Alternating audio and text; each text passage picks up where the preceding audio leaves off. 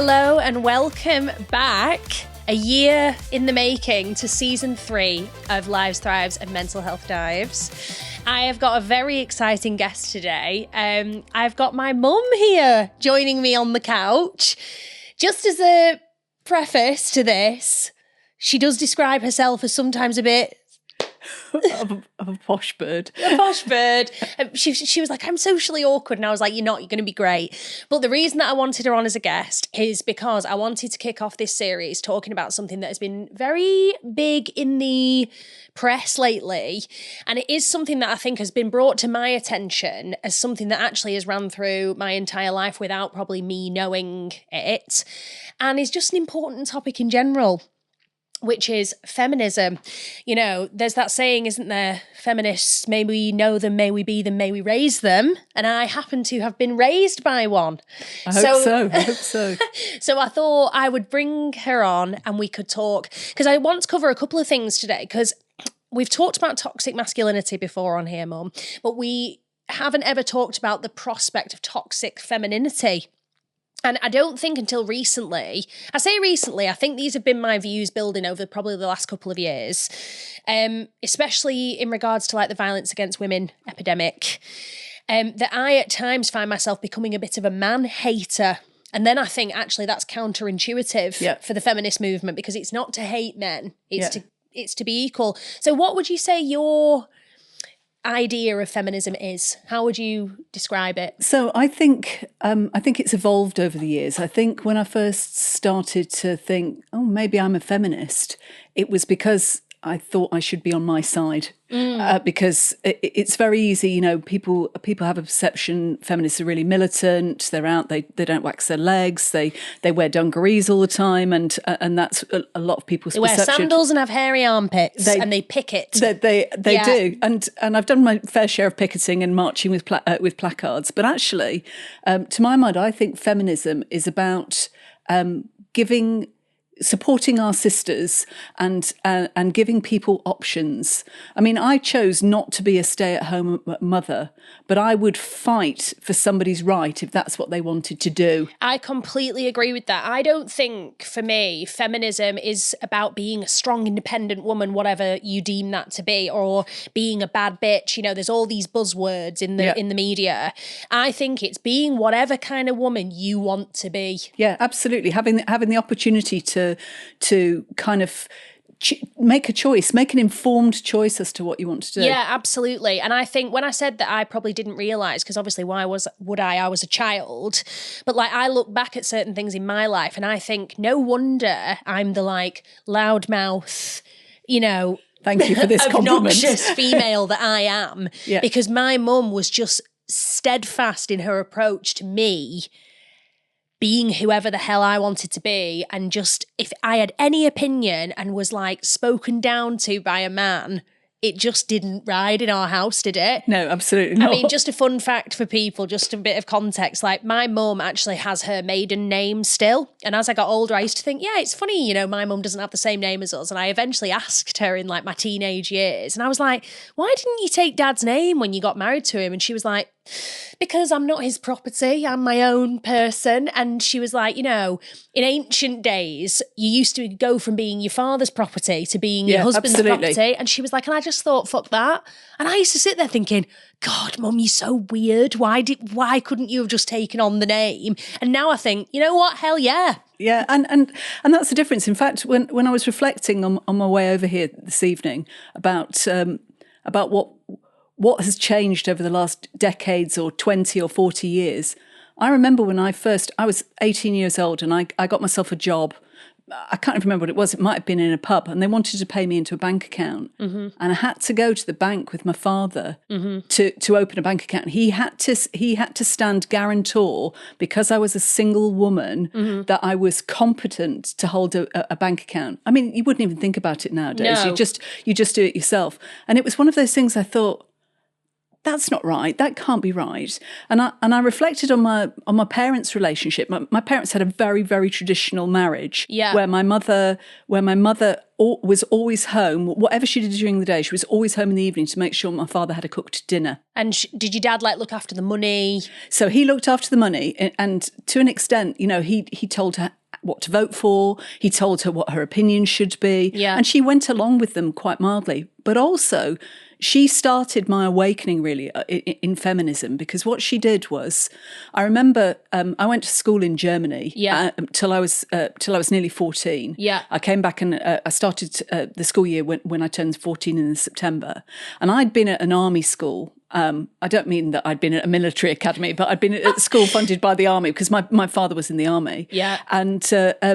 And actually, they didn't discriminate between boys and girls at the school. You all had to reach the same bar. Yeah, we did every subject. We did every sport the same. We did every cookery lesson. I did woodwork and metalwork at the school, and we did everything the same. Yeah. And when I came back to England, it was the kind of the 80s, and it wasn't like that at school. And I bet they were like, you go to sewing class and the boys do this. And you were like, well, hang on. No, I know how to do that. Exactly. And the year before we took our options, you take your options in year 10, you would know that being a teacher. Yeah. My mother went up to the school and said, Natasha doesn't want to do home economics. It wasn't even food technology then. It was how to economise at a home. And she doesn't want to do that. And she doesn't want to do sewing, and she doesn't want to do needlework and that kind of stuff. Yeah. And my mother stood my ground for me, and I was the first young woman at that school to do tech drawing. I guess it's CAD or design or something now. Yeah, yeah. But I was the only girl that did it. Yeah. And I did it up to what was then O-level GCSE. Yeah. And I was the only girl that did it, and it was revolutionary at the school. And my mother was just like, well, my daughter wants to do that, so I'm doing it. I'm doing it. And she was kind of inspirational from that, but she was also very traditional of her time. I remember her saying to my grandfather when I got a job, and I might have been 17 or 18, I was still at school, and her describing to my grandfather that I'd got a little pin money job. And it was like... And you were like, no, I've got a big girl job, actually. Yeah, I've started my career. I didn't know what my career was, but no, I've started my career. Yeah. So she was trying very hard to be that. But I think in her defence, I think even now, even with how progressive things have become and are becoming, it's so systemic. This is what I've learned, because I think, again, with like the things that have been brought to light recently, just again, like the Sarah Everard case for me changed my life, I think. Yeah. Because obviously there was all these, you shouldn't be doing it walking by yourself. You shouldn't be walking somewhere dark and not lit. You shouldn't be walking in provocative clothes, which is an outrageous statement as it is. But she actually followed all those rules and she was still attacked. Yeah. And I think that situation really moved me. And then I started to think about how many times I've sat with my friends at sleepovers, even as young girls, and we've talked about sketchy situations that we've been in, derogatory comments that men have made to us, sexualized comments that men have made to us from a young age, young as anything. Like, I remember like being in junior school, which is obviously the one kind of in between primary, where at my school it had like a junior department, I think, to make the year 5s and 6 feel a bit more grown up. But I remember like even people saying comments to me then. Yeah, like, and what's missing from that argument is, yes, we've all walked home with our keys in between our fingers as a weapon, and we've all gone through the lighted way, the long way home, instead of going down the alley. But what we're not tackling there is who's talking to the males, who's talking to the aggressors and saying, actually, we don't need women to better protect themselves and wear long skirts and carry weapons. Spray and weapons. We need to stop teaching our men to rape us. Yeah, that it's the right of a man. Yeah. Oh, it's boys will be boys. And I think, no, actually, because I saw actually a funny thing which did actually resonate with me the other day, where it said, if people can't help themselves around provocative clothing, then how come lesbians don't attack women? Yeah. And I thought to myself, actually, because I never think, what I'll do is it's my right because she's dressed provocatively. Yeah.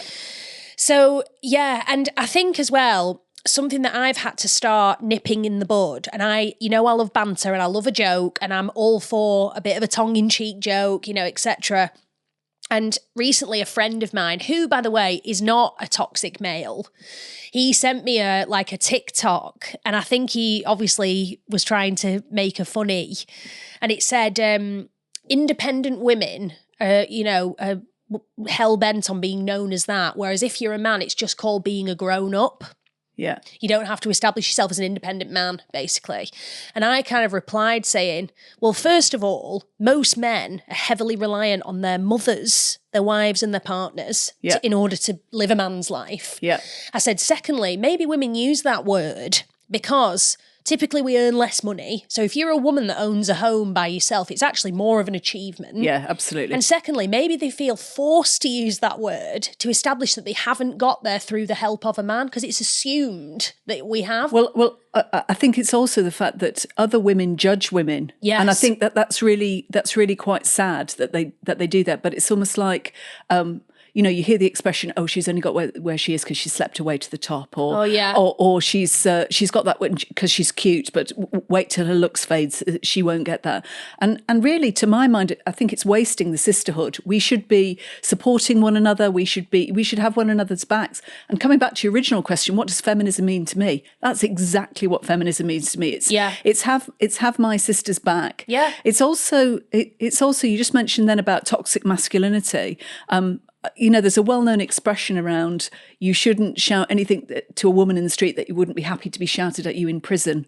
That's a good one. For men. Yeah. Which is, get them out, lads, or whatever. Yeah. Imagine that's happening to you. And also, I remember many, many years ago being taught in a classroom where we were told about the fact that, we should protect ourselves, we should not wear short skirts, and oh my God, that top's too low, et cetera, et cetera. Mm-hmm. And they're still having to teach that now because they've missed the trick on we need to teach our men to respect everybody, not just respect us because we're women, just respect us because we're human beings. It's really wrong. I know, like I said, it's crazy that it still runs through, because the guy that sent me the joke, once I'd pulled him up on it, he was like, God, I haven't meant to offend. And I was like, you haven't offended, but you haven't thought about it. You haven't thought about it. And to me, that type of thing isn't necessarily funny. And when I said before that it's so systemic, I see it in every walk of my life. Even at the gym, I might see a girl that's like been absolutely training her arse off. Suddenly she's kind of getting a bit of shoulders and stuff. And then you'll hear a guy be like, too muscular for me. And I'll think, she didn't fucking ask. Yeah. She's not training likes for how you. She looks. Yeah, she's not training for you. Let the woman live. Yeah. And I think one of the things that I wanted to ask you, which is a bit funny really, is, so for people watching, obviously, if it hasn't come through yet, my mother is a very highly educated woman, very well brought up. My dad, on the other hand, let's just say that they're a bit of a juxtaposing pair. I don't mean that my dad's like, a scrubber from down the road, but like my dad is a bit more of a Jack the lad, hasn't he? Had a bit more of a tricky upbringing. He got someone pregnant very young. That's my sister now. Hi. And he was essentially going down a bit of a bad path. And I wanted to talk about how probably he would admit this, even though he might do it through gritted teeth, how meeting a woman like you probably changed his life in every single way, but also what attracted you to a vagabond like him. So firstly, he wasn't a vagabond. As you know, your father's very bright, very intelligent, articulate. He's very, very driven man. I will give him that. Yeah. My dad works twice as hard than me now, and I'm young. Yeah. Well, that was really attractive. But what was actually really, really attractive was the shared values that we had. What was important to us. So it wasn't the fact that, he's a bit of a football lager lout kind of, which he would, which you wouldn't expect it to be married to, would you? But he would admit that to himself. But we have, we share values around what family means. He's extremely loyal, and that's one of the things I really liked. He's loyal to his friends. He's loyal to where he works. Yeah. If he says he's going to do something, he does it, and always does it. But I also think he's been really, really receptive to new ideas, to different ways of thinking. He comes out with things now. I hear him mirroring back to me, and I'm sure I'm the same to him. Yeah. But expressions that I have raised, and I hope very much that during our relationship, we've learned from one another. Yeah. But to answer your question, I think it was the shared values that we liked. We liked working hard. We liked to be well paid for what we did. Yeah. Family was really important to us, and we had lots of shared goals and shared ambitions. Because I'm sure he had to maybe learn/unlearn some things that he'd maybe experienced in his younger life, one of which being there were times in my young life where you earned more money than Dad. Yeah. And I'm sure for somebody that, not giving it like a specific name or anything, but somebody that's grown up in a typical household where, like you said, your mum and dad had this kind of traditional roles, it is hard to unlearn that. And I can imagine that for some, it can be emasculating. So it can be. And I think just, this might seem a really a weird example, but your dad was always very driven by material things, and still is quite a lot now. He likes to. I think that's a boy thing in general. But he has been in the past very strongly influenced by his friends. So I remember him going, one instance, he was thinking of changing his car, and he'd been looking around and seeing different options for cars. And he went to the pub and said to his mates, "Oh, I'm thinking of getting X car." And they were like, "Oh, why won't you get like an Audi, a BMW, a Mercedes, whatever happened to be the badge of the day?" And he was really easily swayed by that. I think he's less swayed by that now. I do, actually. Yeah, because I notice he's a bit more like, I'm not listening to that. Yeah, and I think that's what, throughout our relationship, I think that's what I see how he's developed, is he's listened to. He listens to himself more and has better developed ideas himself rather than listening to other people so much. Yeah, and I think as my experience as being your child, and obviously I hope you don't think I'm exposing you here, but even when I used to see you and Dad maybe disagree on something, you never took it lying down. There was always a very much that equality in our house, even in the form of, and he's probably, when he listens to this back, he'll be like, "Oh, why are you telling him that?" Like, Dad does the cooking, he cleans the toilets.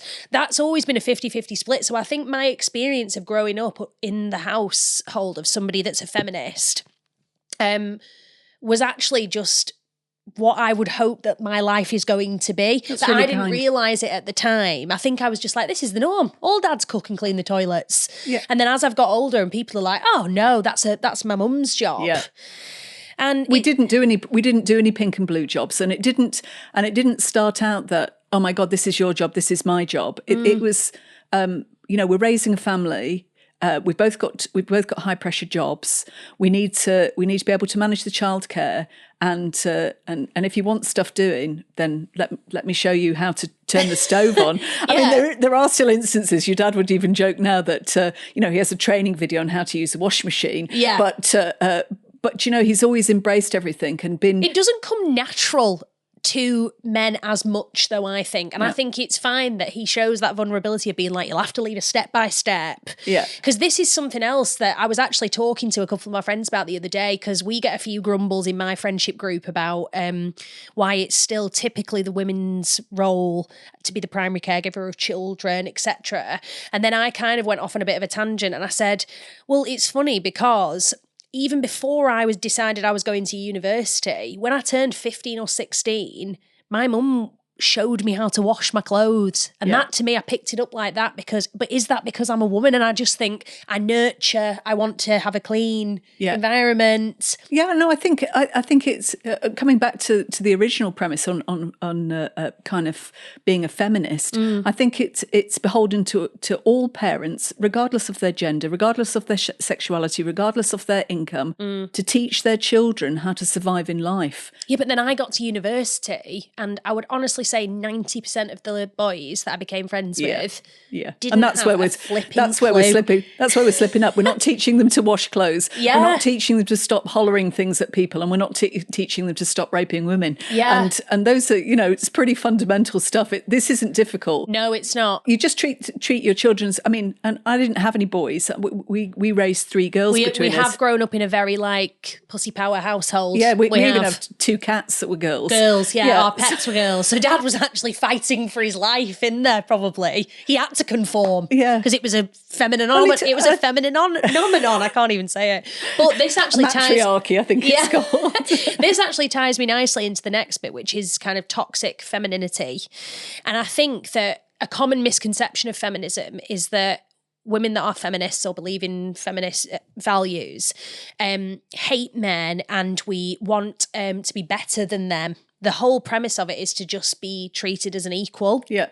And this is where I wanted to be honest and say that through my own experiences at times, even at work last year, do you not remember when I rang you and I said, I'm absolutely raging. I've had a discussion with somebody at work and he was stood with 2 other male colleagues.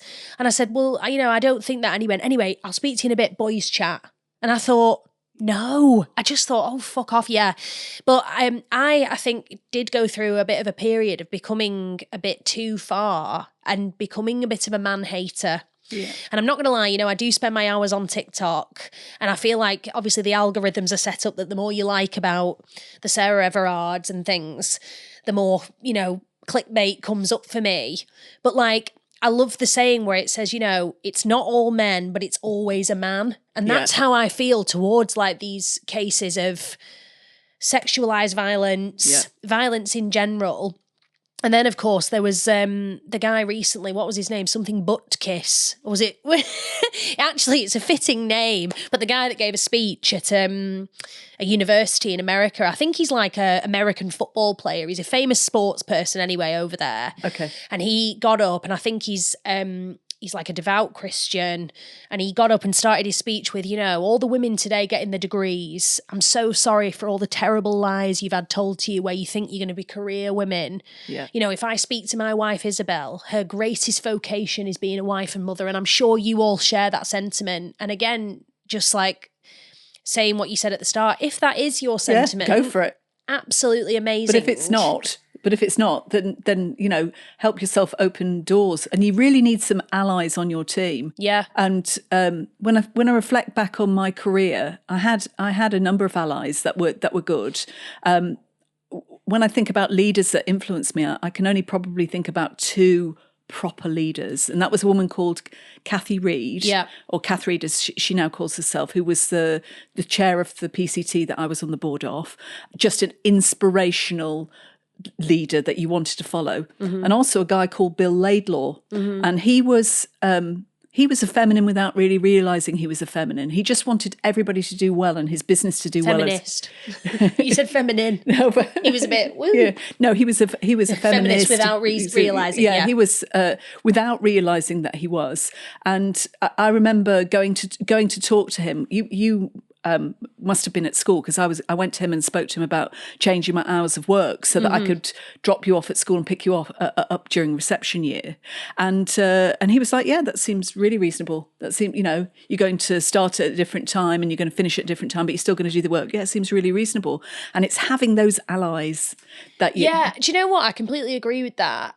One of my best friends who's a man, I mean, we joke all the time about, him being a toxic male and whatever.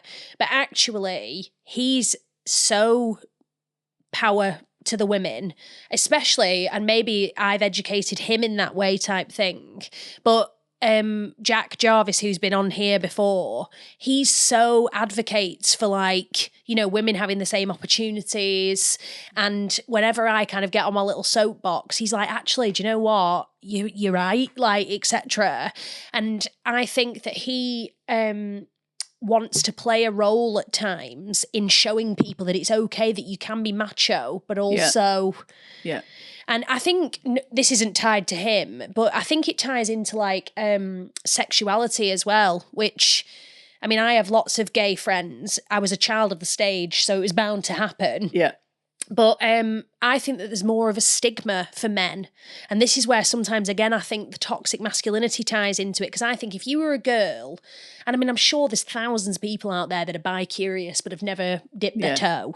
And if a girl, had a few drinks one night and ended up having an experience with a woman, the other women wouldn't judge. And we'd just think, well, you've had a roll in the hay. Did you like it? No? Well, there you go. Yeah, don't do it again. Back to men. Or you liked it, do it again. Whereas I think if a man had a few drinks and ended up having a dalliance with another man or a kiss or anything, I think the other men then shut that man out and they're like, gay. Yeah. And yet, if you go to any kind of even minor public school where they have borders, they all experience it. They're all doing it. And I just think that's the human condition. And I think like love one another. Yeah. And I think it's crazy to me, particularly I currently teach in quite a deprived area.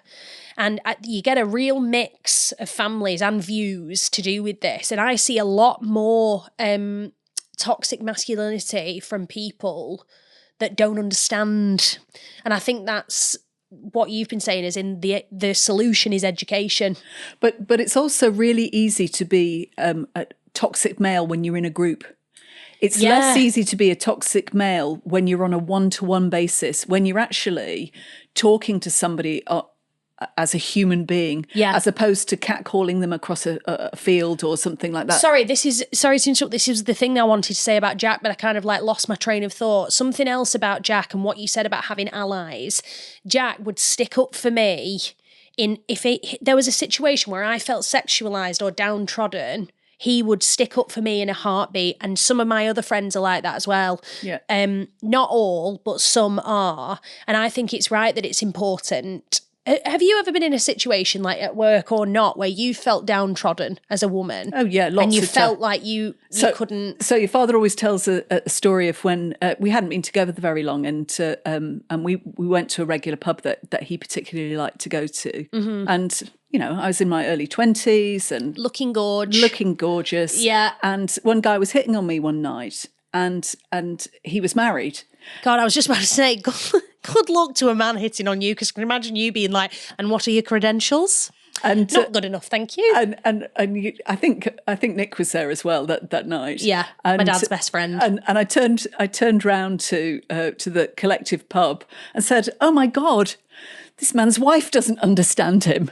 and it was like he went, yeah, because sometimes you just have to stand up for yourself. Yeah, and I've learned that I can be very razor-tongued about some things sometimes. Yeah. But I'm always happy to stand up for myself. I never wait for an ally to do that. It's always nice to have an ally in the room. It is. But you have to stand up for yourself. And like you said, we have to stand up for other women. I actually had a very fiery encounter in Clitheroe, actually, shout out Clitheroe, with a guy. And I'm sure, again, he meant no harm and he did apologise to me afterwards. But he asked me if I had a fella, which I hate. But anyway, and I was like, oh no, actually, I've got a girlfriend. And he went, oh, what a shame. You look like you could take a big. And I just went, oh, how disgusting is that? And I kind of actually bit back at him with something a bit more feisty because he had some glasses on. And I went, that's funny because you have got the same glasses on as like Harold Shipman or something like that. I was just, I was in a flex. I was being a bit of a sass queen. And he ended up getting really shirty with me. Yeah. And I thought, oh God, retreat. But also I thought, shh, don't speak to me like that. And also, why is everything about sex? And the other thing that actually made me laugh today, my nail girl said this, because I was telling her that I was filming the podcast tonight and I was saying what it was about. And she was like, do you know what? For all the extra privileges that men get, she went, I'm so glad I'm not one. And I thought, same here. I actually love being a woman. Yeah. And I think what womanhood has meant for me, the most important thing it's meant for me is going through the struggles of life and having emotionally intelligent people that are like, bring it in, honey, you need a hug, etc. I don't think that I could have been a man from that perspective. All the rub some dirt in it. Yeah, and stiff up a lip. Yeah. I don't think I could have managed. And it is funny because that's why men's mental health is so bad. Oh God. They don't have people to I mean, I know that's a sweeping generalisation. It is a sweeping generalisation, and all of this is just hypothesising about the general, but they don't have the talking therapy that we have by sharing things with women friends. And I think when they do open up, they're penalised at times for like, oh, you pansy, you're being so soft. Yeah. But honestly, Lord knows, if I'd have gone through some of the breakups that I've gone through, some of the hard times at work that I've gone through without my girlfriends, I just love being a girly pop, and I do. Yeah, nothing wrong with that. So is there any, before we depart, is there any advice that you could give to men out there that might be listening to this about how they could better support the women in their lives?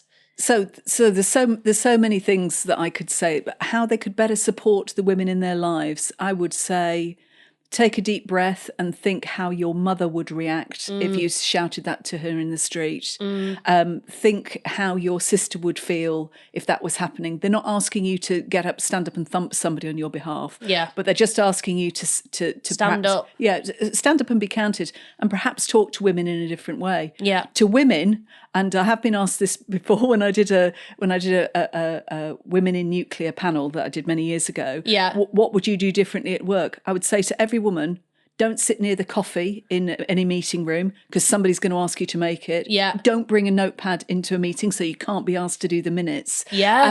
And always sit next to the decision maker in the meeting, because so you've got their ear. Well, so you've got their ear, but also you don't get the actions if they do, because they're not giving you eye contact. And I would say to that That's actually good advice then. Who can we have to do that? You, and you're just at the side like this. Always sit next to the decision maker at the meeting, the chair at the meeting, and that way you don't get to do all the shitty jobs. And I think that stands you in great stead. Yeah. I would also say, don't be afraid to make a decision. It doesn't matter what the decision is. I think sometimes, and again, a sweeping generalisation about women, because not all women are like this, but I think sometimes we are paralysed by our decisions because we have to balance a home, we have to balance children, we have to balance work, we have to balance what the media says we should look like, and the fact that we should be thin but not too thin, and wear makeup but not too much makeup, and have Botox but not too much Botox, and not to mention all the weaponry that we're now carrying to protect ourselves. Exactly, not to do all that. Make a decision. Because you know what they say, there's nothing worse than a squirrel in the middle of the road that's you're definitely going to get hit if you're in the middle of the road. You're definitely going to get hit. The tree or the pavement. Yeah, exactly. Either one of the two. Yeah. And that would be my advice to any woman is make a decision, rely on your friends, find allies, and if you're choosing a life partner, choose somebody with similar values as you. There you go. The creme de la creme of advice from the number one feminist in my life. Thank you so much. So thanks so much for coming, Mum. It's been a pleasure having you on. You're welcome. And thank you so much, and we'll see you next time.